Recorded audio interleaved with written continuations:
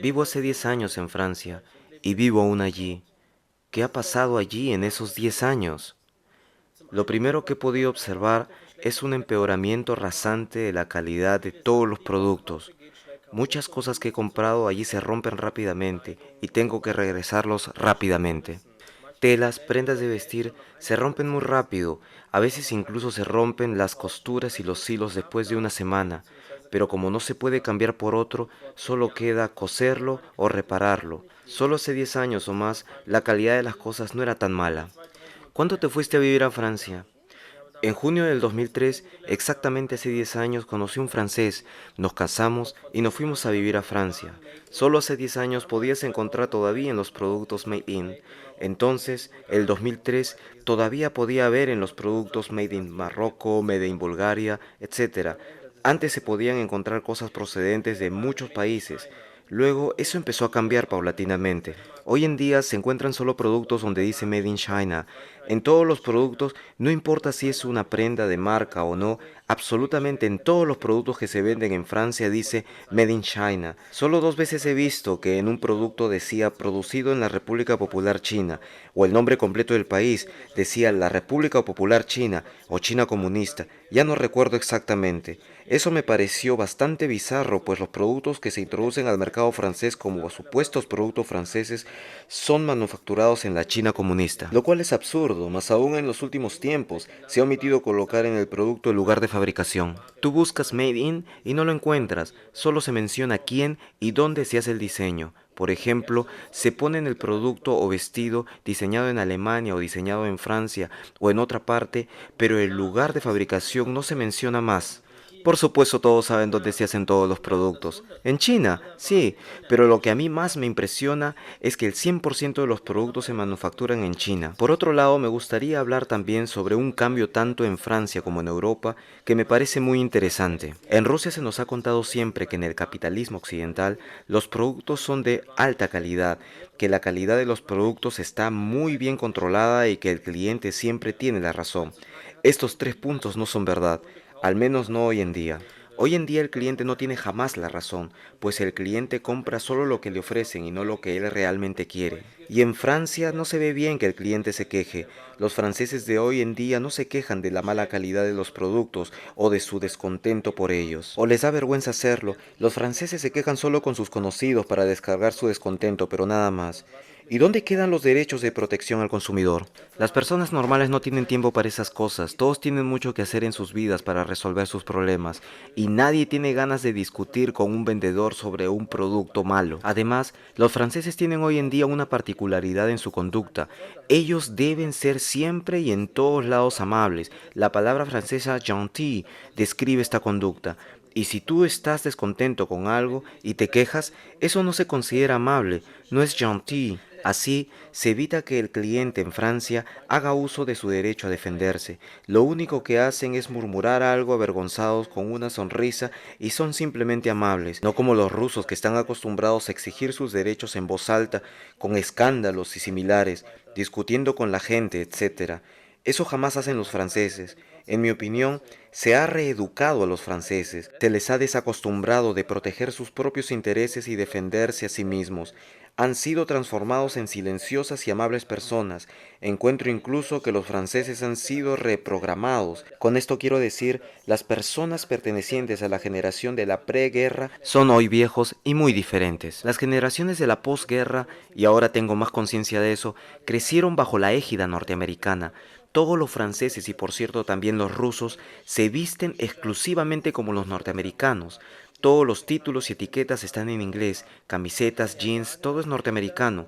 Esa moda llegó de USA a Europa. Se puede decir que los ciudadanos de los países que se encuentran bajo la hegemonía norteamericana se visten como cowboys norteamericanos, pero sin sombrero. Todos se visten con camisetas y jeans, no importa dónde uno vea.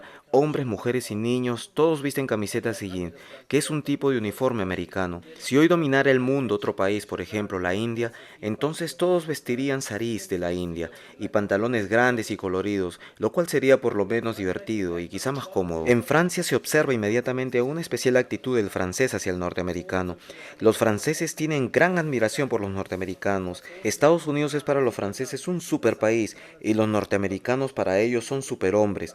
Esa admiración por los norteamericanos pude observarlo especialmente en una exhibición en el Salón Internacional de la Aeronáutica y el Espacio de París-Le Bourget. Aquel día había también representación de la OTAN, flota aérea militar de la OTAN, etc. En ese tiempo había guerra con Libia, 2011. En ese entonces, ver en aquella exhibición la presencia de la OTAN fue muy desagradable para mí.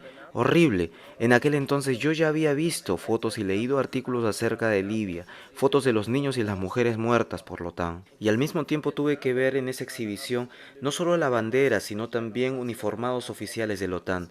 Y esos oficiales norteamericanos de la OTAN se comportaron tan arrogante y despectivamente en Le Bourget. Fue de verdad muy desagradable ver eso. Esos hombres norteamericanos eran altos y fuertes, con chalecos antibalas y equipo y accesorios militares diversos alrededor del cuerpo, y los franceses iban atrás de ellos para tomarles una foto como si ellos fuesen superhombres, y esos militares norteamericanos de la OTAN iban manejando una 4x4 atravesando la exhibición con una expresión en el rostro tan arrogante e insolente como si se encontrasen rodeados de enemigos o fuesen los señores de Francia. Sí, es cierto que Francia es miembro de la OTAN, pero lo que quiero decir, esa admiración o veneración extrema de los norteamericanos, los franceses son precisamente también sumisos frente a ellos. Los rusos tenían también esa admiración por los norteamericanos a comienzos de los años 90, luego de la caída de la Unión Soviética. Estaban entusiasmados por el estilo de vida y democracia americana.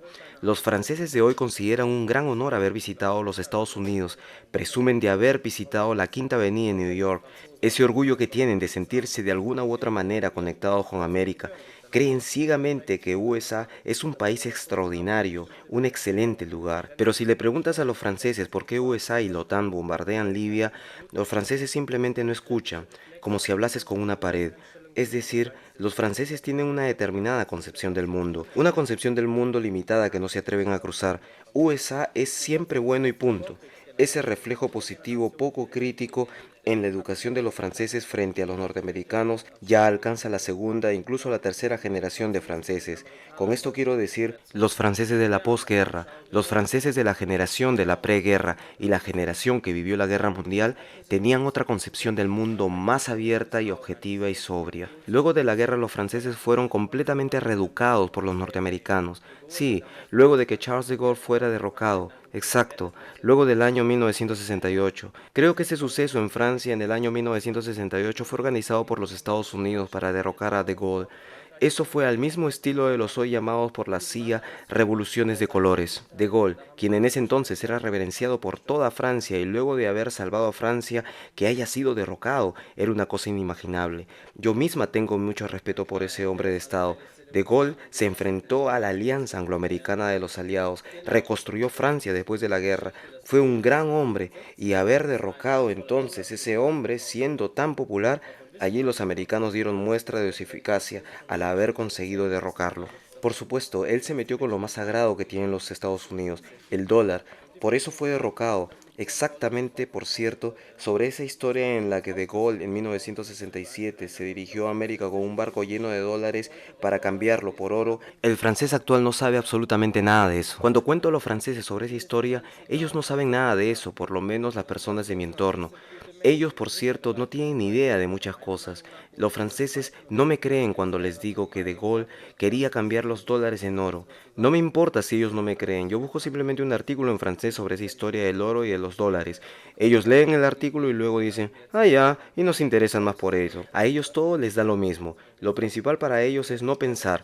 Los franceses en general son buenas personas, serviciales, etcétera, pero en mi opinión, a los franceses de la segunda y tercera generación de la posguerra se les ha enseñado a no analizar, a no interesarse por grandes contextos, sino solo ocuparse de su día a día y hacerlos pensar que su oficio especializado es necesario.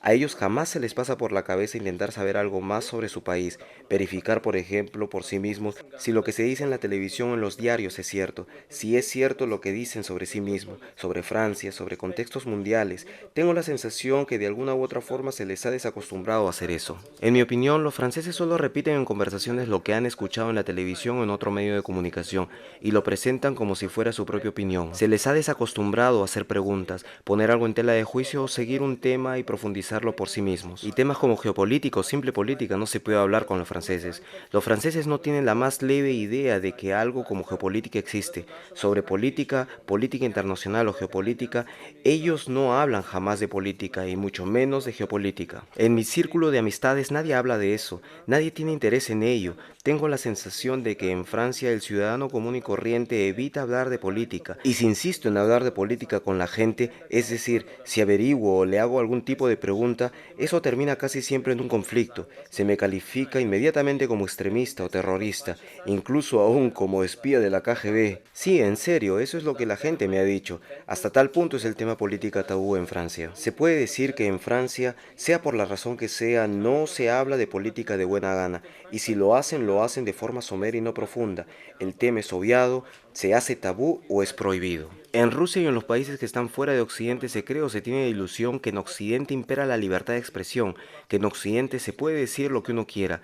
No, eso no es verdad. Si tú dices en Occidente algo que no es conforme con el sistema, te conviertes inmediatamente en un marginado, un underdog, un desterrado en Francia. Si tu opinión difiere de la opinión pública, se te estigmatiza de inmediato como loco, teorético conspirativo o con otro nombre. Me acuerdo de los primeros meses luego de mi llegada a Francia hace 10 años. Los primeros meses no trabajaba, en ese entonces solo aprendía francés y pasaba mucho tiempo caminando por las calles de París. Y puesto que mi esposo iba todos los días al centro de París por trabajo, iba yo también al centro de París y observaba y estudiaba a las personas y al país. Y cuando estuve por primera vez en el barrio parisino de Barbès, en el centro de París, así pues, cuando en ese entonces entré por primera vez a ese barrio, me encontré rodeada repentinamente solo por gente de color, y sientes inmediatamente que algo no está bien, aunque en el primer momento no entiendes en realidad qué es lo que te incomoda. Bueno, entonces me dirigí a la parada del bus y esperé el bus. Alrededor mío y por todos lados de la calle solo había gente de color. Eso me impresionó mucho. Personalmente yo los llamo negros porque para mí suena discriminatorio llamarlos gente de color. Por el contrario, negro me parece en orden. En Francia es al revés. Decir gente de color se considera correcto y negro discriminatorio. Bueno, entonces me encontraba en el medio de París rodeado por negros y solo negros.